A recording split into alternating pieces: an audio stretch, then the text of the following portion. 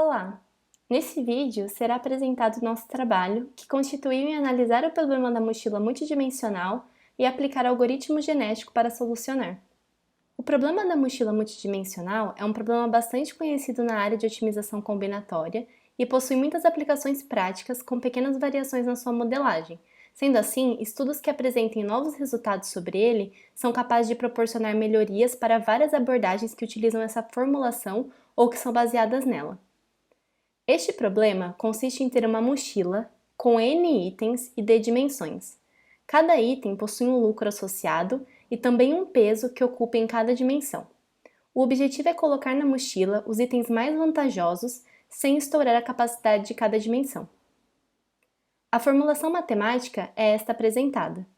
A função objetivo consiste em maximizar o lucro dos itens que estão na mochila. O parâmetro PI é o lucro de cada item I e a variável xi indica se o item i está presente ou não na solução. Portanto, a função consiste em somar os lucros dos itens presentes na solução. As restrições 2 são relacionadas a cada dimensão. Os parâmetros w e j consistem no peso que cada item i consome da dimensão j. Portanto, somamos os pesos dos itens nessa dimensão e validamos se não estoura a capacidade máxima representada pelo parâmetro cj. E por fim, a restrição 3 indica que as variáveis x e y são binárias. Para solucionar este problema, vemos na literatura a aplicação de diferentes abordagens que neste vídeo vamos somente listar. São utilizadas heurísticas gulosas, relaxações do problema, como relaxações lagrangiana, surrogate e composite.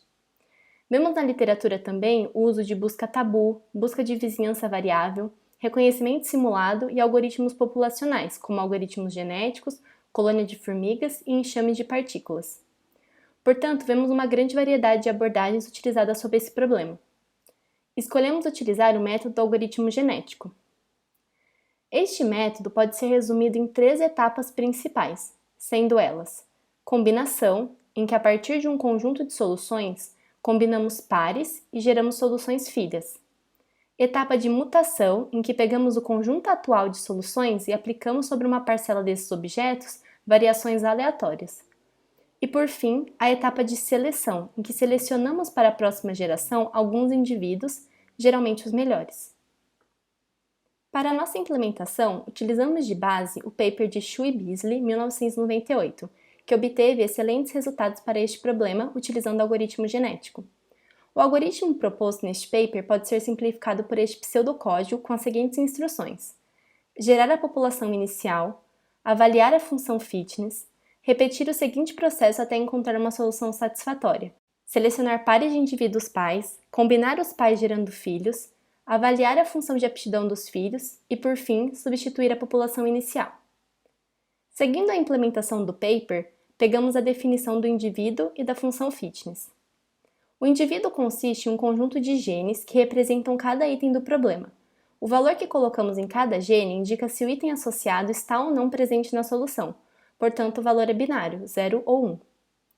A função de aptidão nesta formulação de indivíduo consiste em calcular o lucro da solução. Portanto, somamos os pesos dos itens que são 1 no indivíduo. Podemos observar que com essa formulação de indivíduo, não garantimos que as soluções sejam viáveis.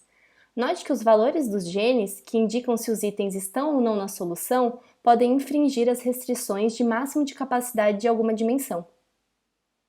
Para resolver este problema, podemos utilizar diferentes técnicas.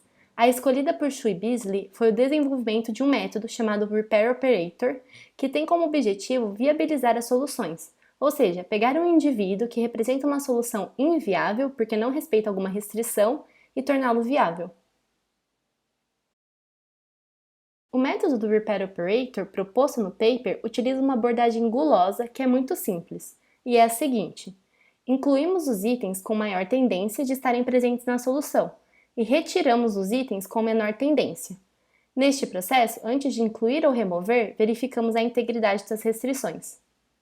Bom, mas que tendência é essa? Para encontrar a tendência de cada item, Xu e Beasley utilizam uma abordagem que é a seguinte: encontramos um conjunto de pesos RJ para cada dimensão J da mochila. Com esses pesos, calculamos a tendência UI de cada item I, utilizando a seguinte fórmula apresentada. A fórmula é UI igual PI dividido por somatória de RJ vezes WIJ para cada dimensão J nas dimensões do problema. Essa tendência de cada item I é chamada de pseudo-utility radial. Mas como encontramos os pesos RJ que realmente nos ajude a encontrar a tendência dos itens? Para obter os pesos RJ, resolvemos o modelo dual do problema da mochila multidimensional. O modelo dual consiste em transformar cada restrição que está relacionada a uma dimensão em variáveis do problema. Ao resolver o modelo, o valor encontrado para essas variáveis duais será utilizado como os pesos. Para realizar esse procedimento, utilizamos o software Gurobi Optimizer. Com ele, foi possível relaxar o modelo original do problema da mochila multidimensional e obter os valores das variáveis duais. Criamos um modelo em que relaxamos as variáveis xi para que fossem contínuas, retirando a restrição 3 do modelo associada às variáveis. E ao resolver o modelo, o Gurobi já resolve o modelo dual junto, portanto, conseguimos obter direto os valores das variáveis duais, e essas variáveis associadas a cada dimensão foram utilizadas como peso. Bom, agora que possuímos a tendência dos itens pertencerem ou não à solução, processamos duas etapas sobre os indivíduos. Na primeira etapa, drop, percorremos os itens, que são os genes do indivíduo, portanto, percorremos o indivíduo, mas seguimos a ordem crescente do UI calculado, ou seja, na ordem dos itens que possuem menor tendência de pertencerem à solução, e vamos tirando eles, até que nenhuma restrição esteja sendo violada. Na segunda etapa, add, percorremos os itens na ordem com mais chance de pertencerem à solução e adicionamos cada um se eles não violarem nenhuma das restrições. Esse é o processo total do Repair Operator. No processo de população inicial, não seguimos a abordagem do paper, utilizamos duas diferentes estratégias. Na primeira, geramos cada indivíduo da população com genes aleatórios. Na segunda, utilizamos o pseudo-radial utility para gerar os genes. Portanto, itens com tendência maior possuem maior probabilidade de terem valor 1 no gene associado. Além disso, adicionamos um parâmetro que indica se aplicaríamos o Repair Operator na população inicial ou não, ou seja, se a população inicial será viável ou se não iremos garantir isso. Para a seleção dos pais, utilizamos a abordagem do paper. Utilizamos o método do torneio com 2 indivíduos, ou seja, selecionamos 2 indivíduos e selecionamos o mais apto. Fazemos esse processo para os 2 pais e geramos um único filho. O processo de crossover foi utilizado baseado no paper. Pegamos os pais selecionados e geramos um único indivíduo. Para gerar esse indivíduo, fazemos o seguinte processo. Para cada gene, geramos um valor aleatório 0 ou 1. Se for gerado 0, pegamos o valor do gene associado do primeiro pai. Se for 1, pegamos o valor do segundo pai. Para o processo de mutação, utilizamos uma taxa que aplica variações sobre uma parcela da população. Seleção e critério de parada. Fazemos a seleção a partir da quantidade estabelecida de itens da população, retiramos os itens com melhor função de aptidão e aplicamos o Repair Operator para viabilizar as soluções escolhidas. O critério de parada que utilizamos foi pelo número de gerações pré-determinada. Além da implementação de base, utilizamos duas abordagens para a execução do algoritmo genético. A primeira foi o Diversity Maintenance. Este método modifica o algoritmo genético de modo a assegurar que a população se mantenha sempre com indivíduos diferentes, o que garante maior diversidade de soluções para o problema ao longo das gerações. A segunda estratégia é o Steady State. Essa estratégia consiste em realizar a substituição de indivíduos de maneira mais controlada na população ao longo das gerações. Foi utilizada uma técnica na qual são gerados novos indivíduos e assim seleciona-se os melhores lambda indivíduos dentre os recém-chegados e o conjunto original para compor a próxima geração.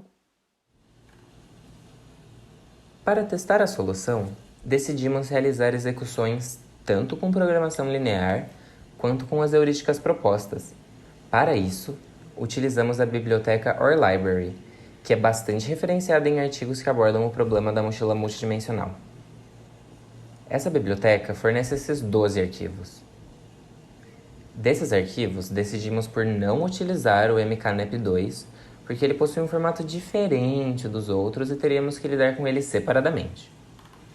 Então, utilizamos o MKNEP1, que possui 7 instâncias do problema com valores ótimos conhecidos, e também esses outros 9 arquivos, que possuem instâncias maiores e que variam entre si o parâmetro de número de itens e também o de número de dimensões. Cada um deles possui 30 instâncias do problema, das quais utilizamos apenas 5. Por fim, o arquivo mkcbres possui valores de referência para cada um dos problemas que não possui solução ótima conhecida.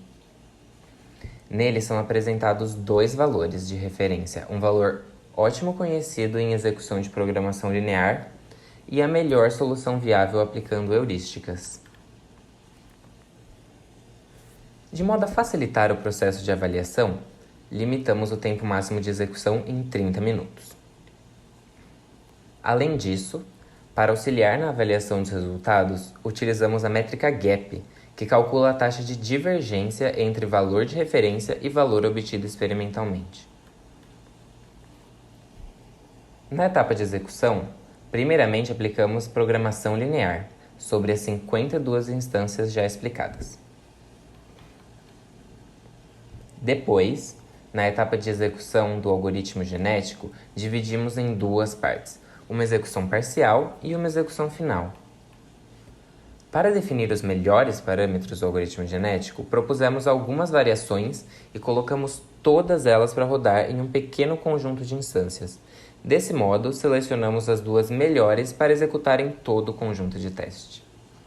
A tabela a seguir apresenta as variações que realizamos na taxa de mutação, tamanho da população, gerações e as estratégias de algoritmo genético e da população inicial. Do mesmo modo que para a programação linear, realizamos a execução final do método heurístico no mesmo conjunto de 52 instâncias. A partir das execuções parciais, concluímos que os melhores valores foram obtidos pela execução padrão e também pela execução alternativa.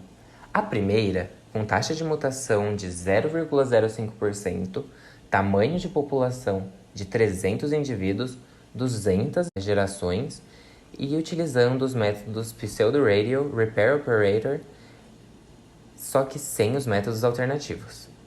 Já a segunda possui essa mesma configuração, só que incluindo os 2 métodos alternativos diversity e steady state juntos.